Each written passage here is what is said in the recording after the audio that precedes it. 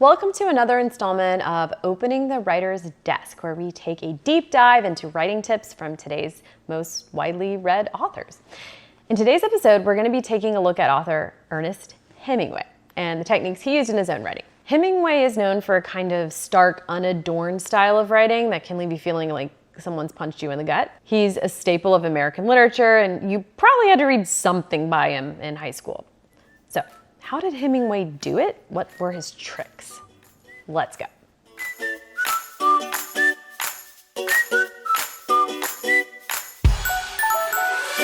Okay, tip number one from Hemingway is it's okay not to get it right the first time. Hemingway wrote this in a letter to F. Scott Fitzgerald. Write and don't worry about what the boys will say, nor whether it will be a masterpiece, nor what. I write 1 page of masterpiece to 91 pages of shit. I try to put the shit in the wastebasket. End quote. Writers are notorious for being our own worst enemies. We're often the first to criticize our own work, and unfortunately, many of us have been convinced, whether by ourselves or a teacher or other writers, that if our writing doesn't come out exactly the way we imagined on the first try, it means we're not going to be able to do it well, or maybe we're a hopeless, talentless hack. I don't know. But most of us are not going to get things right on the first try. I don't believe that every first draft is automatically terrible. In fact, the first scene I wrote for my second novel, Privilege, made it into the final published version pretty much the same as I first wrote it. But it's more than likely that you're gonna have to make some changes or try a different approach after the first go. And that's not just okay, it's typical. Ernest Hemingway wrote a lot of crap, we all do. And when you do, just know you're in good company. Tip number 2, don't expect praise before you've actually done the thing. Or don't expect praise at all. Hemingway says, you must be prepared to work always without applause. When you're excited about something is when the first draft is done, but no one can see it until you've gone over it again and again, until you've communicated the emotion, the sights and the sounds to the reader. And by the time you've completed this, the words sometimes will not make sense to you as you read them. End quote. I'm gonna tell you, if you wanna become a writer for the money or the fame, you're probably in the wrong business. Because the glory likely isn't what you hope or think or want it to be. It very well may not make you famous or rich. And even if it does, it's not gonna fill your holes. If you have holes, it's not gonna make you like yourself. It's definitely possible to make a career out of writing. I mean, I did. But the truth is that getting to that point where writing is your career requires commitment and a fierce work ethic and a lot of luck.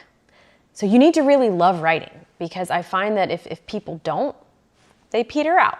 Honestly, the times I've been working toward praise, I have wound up feeling disappointed and unfulfilled, and then the writing feels that way too. Tip number 3 from Hemingway is that some days are harder than others. Here's another quote. He says, there's no rule on how it is to write. Sometimes it comes out easily and perfectly. Sometimes it's like drilling rock and then blasting it out with charges.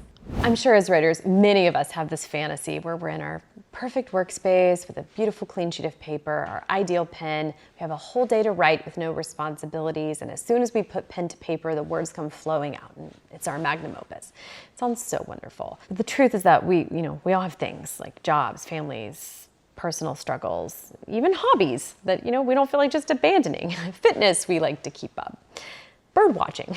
When you embark on a journey to write a book, life doesn't just stop happening. But if you commit to doing what you can as often as you can, you'll eventually get to where you want to go. Hemingway clearly also had bad days where getting the words out were almost impossible. So when it happens to you, maybe it'll help to remember that. It even happened to Hemingway.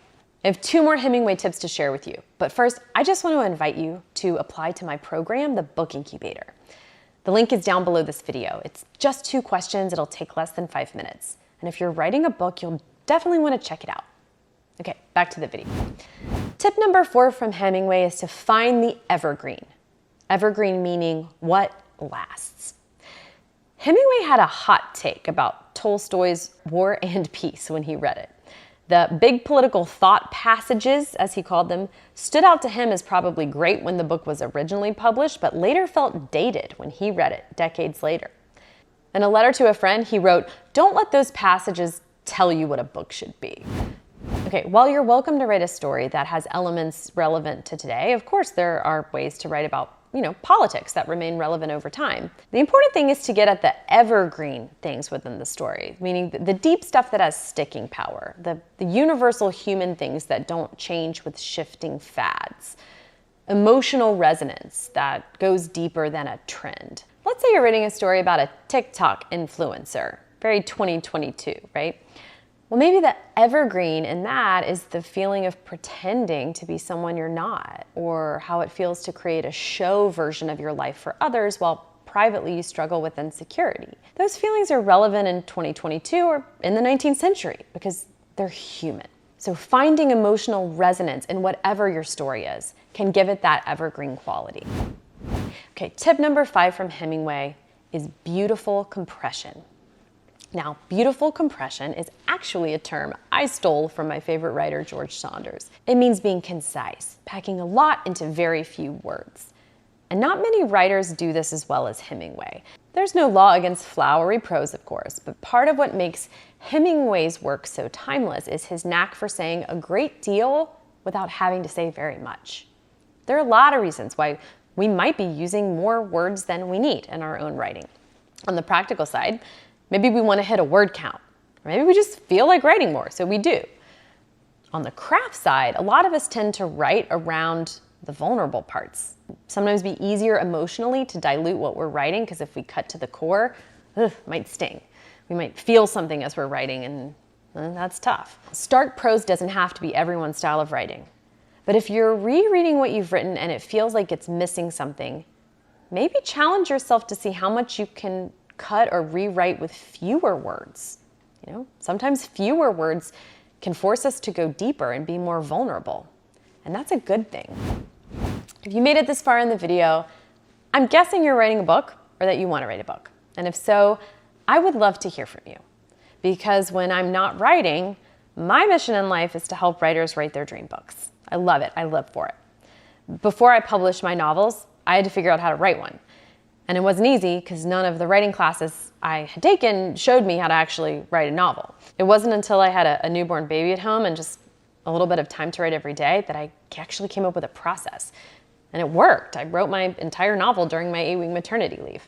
Now I teach it in my program, the Book Incubator, and it has worked for dozens of other writers. So if you're curious to know more, I have a free video walking you through this process. And you can get it by clicking below and just answering 2 questions to apply to my program. You can get the video whether you join or not. There's not pressure to enroll. So just click below, tell me a little bit about you and your book or your book idea. It's just an online form. I'm so excited to hear from you.